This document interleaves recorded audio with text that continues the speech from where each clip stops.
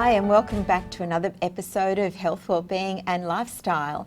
And today for our first guest we have Robin O'Connell, who's a funeral celebrant. And she's here today to talk to us about pre-planning your funeral and going in style. And welcome, Robin. Thank you for having me. So Robin, just tell us, funeral's not a common subject. So what led you to getting involved as a funeral celebrant? So I've been funeral celebrant for 17 years. And I came to it from the death of my daughter 40 years ago and went through grief counselling, learning to be a grief counsellor, and then eventually I became a funeral celebrant. So I walk with people on their journey in their darkest hour sometimes, and sometimes it's not all that sad either. If somebody's been suffering, it makes a big difference to families to know that they're now at peace. So, and I found that more and more families didn't know about their parents' wishes. So even things like asking, how did mum and dad meet? They go, oh, I don't know. And there might be nobody left to tell. So talk to your kids, tell your kids about your life. That's a really important part. But I found in the funeral industry that people didn't know whether parents wanted to be buried or whether they wanted to be cremated. And it's no good 3 months later finding mum's will tucked in a drawer somewhere and finding out that she wanted to be cremated and you'd buried her, or vice versa. So, we need to talk. And that's one of the big problems that we find, that people don't want to talk about death. They talk about birth and say, hey, did you hear? And they talk about death, did you hear? Everything becomes hushed tones. It should be as natural as birth. Very true, very relevant. I found when my daughter died 40 years ago that people didn't know what to do with me. They would cross the street rather than talk to me. And a lot of the time you become the supporting person. So you will tell somebody that your daughter died, they will get upset and you find yourself comforting them. And you're kind of like going, this isn't right. They should be comforting me.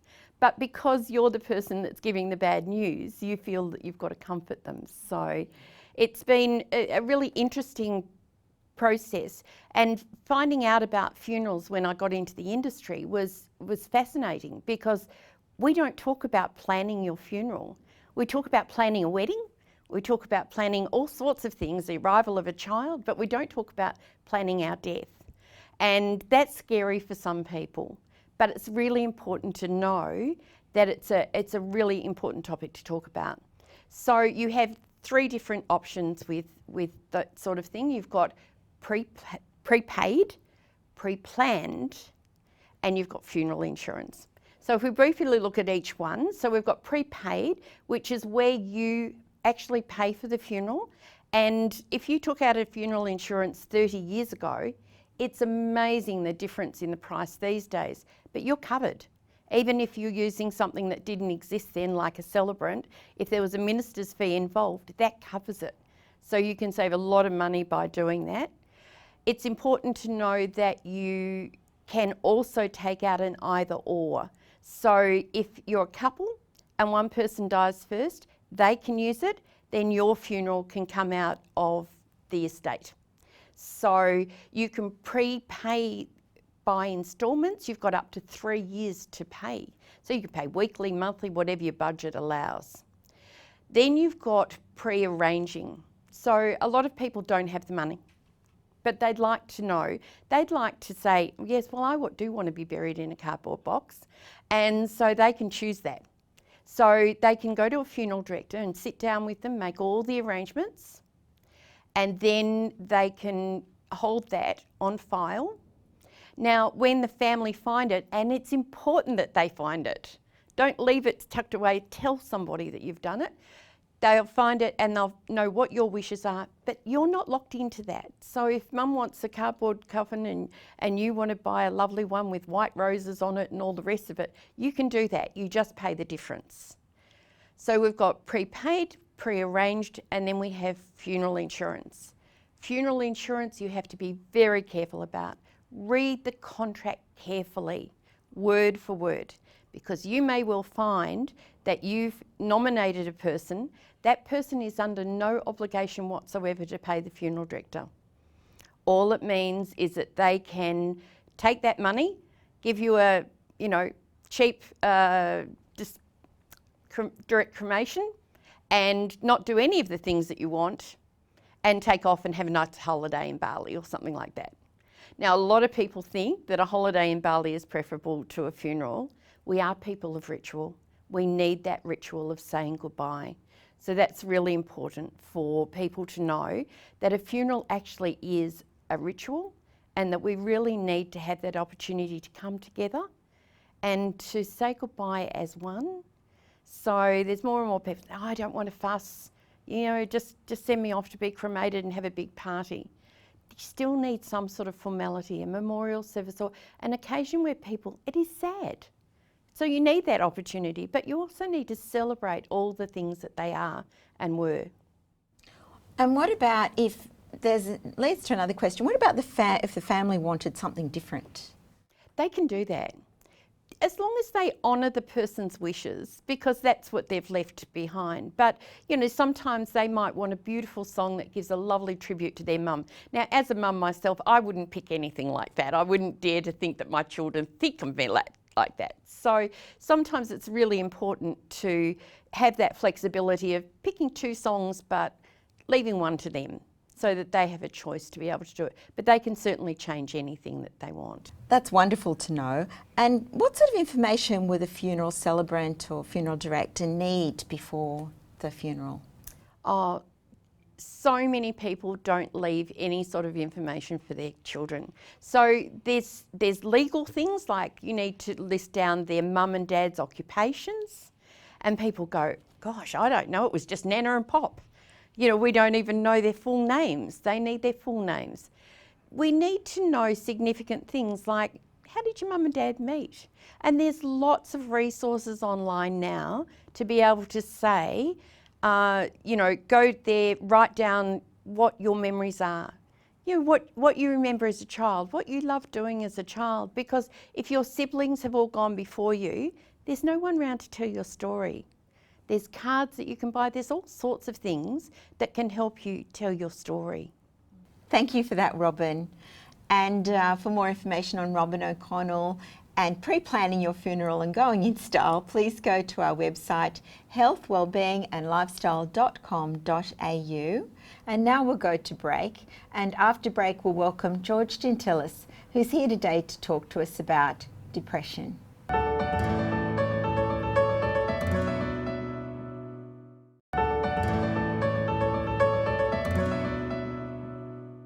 Welcome back, and next we have George Gentilis, somatic psychotherapist, and he's back with this week to talk about shifting out of depression.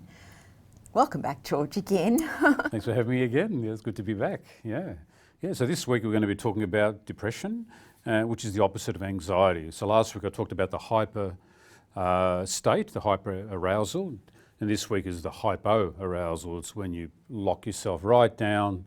There's no energy, you feel trapped, and then people feel like, oh, I'm depressed, and you just disappear into your body. So it's the opposite of being out there, out of your body, anxious, and can't calm down. With depression, it's total opposite. If you're feeling depressed and down, it means there's not enough movement. You've got to get more movement, you've got to get more active, and you've got to get that fight response out. So you need dumbbells are good. Going to the gym is the bench press is great. To just really push out all the suppression that somehow you've created in your life. Some event, something has happened in your life, or a combination of events that have just closed you in, and you see no way out, and you're just locked in. And so that's the word depression, where things are depressed and really caved in. Of course, there's always a way out. You just haven't found it. So how do you do it? Get out there, fight more. Boxing's good at the gym. Connect with people is important because they'll break you out of it as well. Connection's huge with depression because normally you feel alone and like there's no one to talk to. You don't feel like you can go anywhere. TV's not going to help much. Well, it's helping now, I guess, watching this. But normally your TV is not a two-way thing. So you really want connection with people. You find people you can connect with, get out, socialise, move, and know that there is a light at the end of the tunnel is what most depressed people will say. I can't see the light at the end of the tunnel. They're locked in because the fight response, they just haven't been able to push out all this stuff that's come at you. And again, triggers from the environment that bring up childhood experiences, bring up a trauma, and then you feel trapped and you can't break out. Something happened, we don't have to know what. If it's really bad, it can be a suppression of a lot of pain and grief. If you don't release, especially for men, if we don't cry, the depression builds and builds and builds to the point where it feels like, oh, this is the pain is so great of that grief and that sadness and the hurt that I'd rather kill myself rather than feel it. So just know it's all it is. It's just pain you can't express. Find someone you can ring and talk who will listen to it, or find a therapist, or get it out in the gym. You mentioned the gym a couple of times, and Yeah. does resistance training work as well as that, or something like bashing a pillow, or you Yeah, hear that's people great talking too. about? Is that Yes. sort of Bashing a another pillow is way? great. Yeah, thank you. Yeah, it reminded me. That's very good. Yeah, you can do that. Yeah, you don't have to go to the gym. You can just go to the bedroom, stack up some pillows, and just hit and put sound to it. Really, when you know no one around is going to hear it, really put some sound to that hurt that's there. And as that hurt comes out, and you let yourself cry, if there's the need to cry, that will relieve it. And then normally what will be under that is anger. Anger for the person or the thing that created that suppression and just boxed you in to the point where you just had no option. The other one it's important to do is to breathe in your chest. We talked about last time about breathing in your belly for anxiety because it's too much chest breathing. Depression's the opposite. It's too much belly breathing. You're too in your belly and there's nothing in the chest. It's literally the chest. When I'm looking at people who are depressed, you'll see it. You'll have the shoulders hunched over, the concave chest, and people aren't even breathing in their chest. So just breathing in your chest more makes a big difference. Deep chest, forget your belly. If you're depressed, breathe deeply in your chest and put sound to it, and sure enough, it'll be some pain, and then anger underneath that. And as you express that emotion, the energy flows again, you come alive again. It won't hurt as much, so the suicidal tendencies drop off, and then there's more light at the end of the tunnel again. Very powerful. Another good one to use more of your chest is to sing. Sing in the car, out loud. I'll do it often if I'm feeling a bit flat in my chest. Take some breaths, get in the car, put on music loud, and just sing to your favourite music. And very healing, and just belt it out, because that'll release anger as well. Because when you're angry, you're normally loud. The voice is loud. People who are depressed are normally very softly spoken. Yeah, things are fine today. You know, all is good. You know, it's very softly spoken. You got to get that voice up, and to do that, breathe in your chest, sing in the car, go into the bush or whatever and yell and scream if you have to. Very healthy, and sure there'll be tears, maybe with that, maybe pain or grief, but they both need to be released, and very important. You can't, and you won't, and naturally, if people say just cheer up, that's not going to help. That doesn't help. Doesn't help a depressed person to tell them to cheer up. That's the worst thing you can say. There's so much pain there, so much grief. You want to be able to express that first, and someone needs to be there with you to let you express it, and someone will be neutral. And if it's too deep, that's when you go see a therapist, because your friends can't handle the depth of it, because it's going to trigger them, and then they feel the weight of their stuff coming up. So it's best to see a therapist then if it's really strong, or if it's suicidal, or just deep grief where there's so much pain, and it turns into fibromyalgia, comes from that. A lot of autoimmune systems, a lot of pain in the body, muscular pain. It turns into disease if you don't deal with it. So, and cancer's a big one. That we're linking that to people being too nice. If you look at the characteristic of someone who gets cancer, too nice. You got to get angry. You got to fight and get out there and just face on whatever that thing was that depressed you. Even if you don't know what it is, something's there. Again, mostly from childhood, probably. You got to hit it, fight it, get sound out. Swear if you have to, if there's no one around, and then the energy flows again, and you're breathing back in your chest. Your shoulders can then drop again, chest can come out again, and your posture will improve, and away you go. So very important. Singing is just brilliant. I take singing lessons frequently, and it's a great personal growth thing to do. Just to get that voice out. So if you want joy, if you want to cheer up, you actually have to feel your pain. And if we look at the emotional states, the duality of emotions, there's three basic emotions. The way I've been trained over the years is the ones that we block is fear, anger, and pain. So if you want to feel joy, you have to feel your pain. They're the opposite side of the same coin. Unless you feel your sadness and your pain, you're not going to feel happy. So just know that. If you want peace in your head, peace of mind, to feel safe in the world, you have to express the fear. You can't go around trying to make yourself feel safe when all this fear's there. You have to accept it. And we talked about that at length last time. So fantastic. Yeah. Thank you, George. Yeah. Thank you. And George will be back with us again. And next time he's talking about spirituality and being present. And for more on George and shifting out of depression, then please go to our website, healthwellbeingandlifestyle.com.au. We'll go to break now, and after the break we welcome back Tracy Jardim, more about healthy eating and raw food.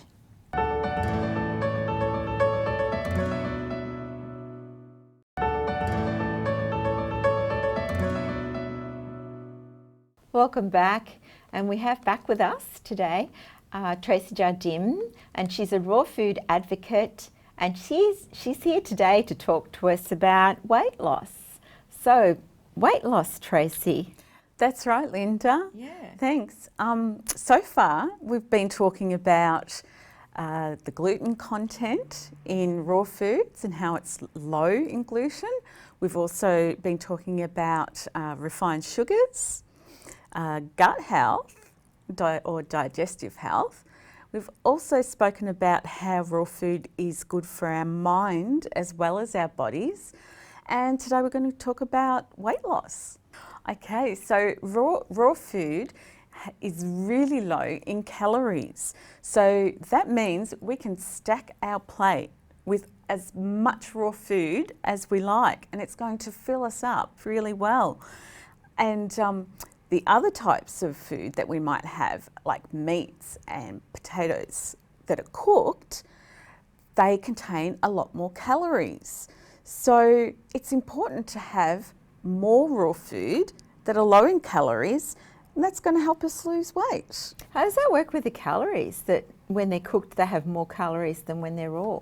Well, no, some foods have more calories naturally than raw foods. And well, some people say that when raw foods are cooked, it actually takes away some of the nutrients and enzymes that are contained in the raw food. So we want to keep our food with as many nutrients as we can, because those nutrients are going to impact on our metabolism. We want our metabolism to be working really well so that it helps us to lose weight.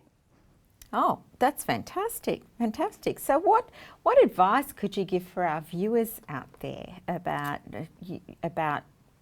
improving their diet for for weight loss, to help with weight loss? Well, I would say to our viewers, my top tip would be to have 80% of your plate containing raw foods.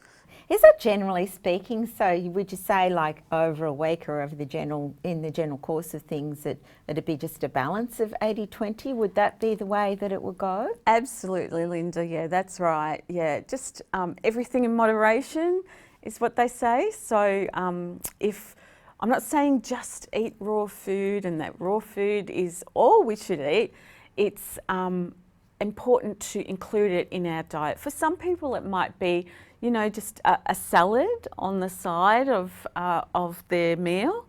You might have your steak and your 3 veg, but also include a salad. And it's really easy.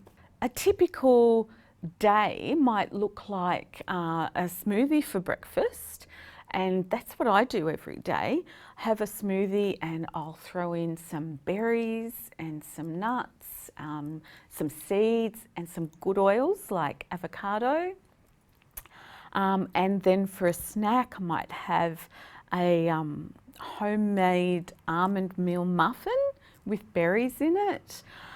For lunchtime, might get a piece of lettuce, a lettuce leaf, and fill it with some tuna and some tomato. that sort of thing, and roll it up and then munch on down. And for afternoon tea, might have a handful of nuts. And for dinner, we could have a salad with our meat and veggies. Oh, great. Oh, well, I'm sure that gives our viewers certainly some guidelines to go along. And for more information on raw food and your weight loss journey, go to our website, healthwellbeingandlifestyle.com.au. And for now, we'll say goodbye and we'll see you back next week.